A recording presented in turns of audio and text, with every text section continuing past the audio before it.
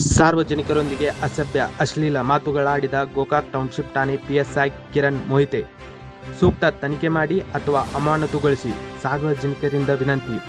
ಒಬ್ಬ ದೊಡ್ಡ ಸ್ಥಾನದಲ್ಲಿರುವ ಅಧಿಕಾರಿ ಕಿರಣ್ ಮೊಹಿತೆ ಪಿಎಸ್ಐ ಗೋಕಾಕ್ ಈ ರೀತಿ ಪದಗಳ ಬಳಕೆ ಸಾರ್ವಜನಿಕರಿಗೆ ತೀವ್ರ ಆಕ್ರೋಶಕ್ಕೆ ಕಾರಣವಾಗಿದೆ.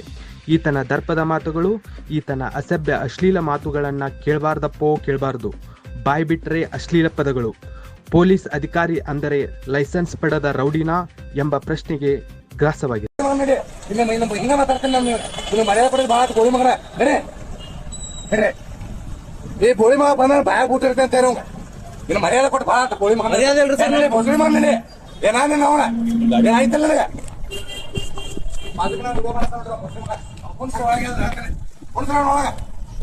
ಕಾಲ್ ಬಂದಿತ್ತು ಸರ್. ಸರ್ ಕಾಲ್ ಬಂದೈತ್ರಿ, ವಿಡಿಯೋ ಹಾಕಿ ಮಾಡ್ತಾನ್ರಿ. ನೀವು ಚಕರ ಮಾಡ್ಕೊರಿ ಸರ್.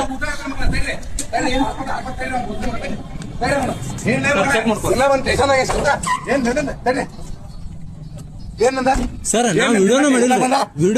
ಏನ್ ವಿಡಿಯೋ ಮಾಡ್ತಿ? ಹೇಳ್ರಿ, ಚೆಕ್ ಮಾಡಿ. ಭಯ ಊಟ ಆಡ್ತಾನೆ.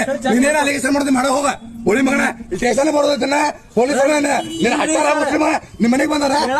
ಹೋಳಿ ಮಗನ ನಡೆ. ಏನ್ ಕೇಳ್ತಿ? ಸಂಟೋನ ತಿನ್ನ ಬಂದೇನ ಹೋಳಿ ಮಗನ ನೋಡಲಿ. ಇಲ್ಲಿ ನನ್ನ ಮುಂದೆ ಹಚ್ಚಬೇಡ. ನೀ ಏನ್ ಮಾಡೋದು?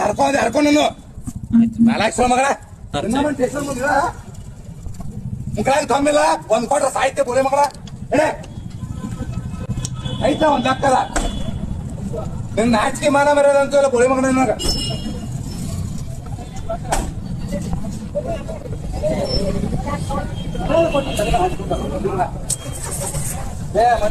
ಸರ್ ಅವು ಬಂದ ಸ್ಟೇಷನ್ ಗಳ ಹೇಳ್ತಾನೆ ಮುಂದೆ ಕರ್ಕೊಂಡು ರೆಡಿ ಬೋಸ್ರಿ ಮಗ ಏನ್ ಮಾಡೋದು ಅರ್ಥ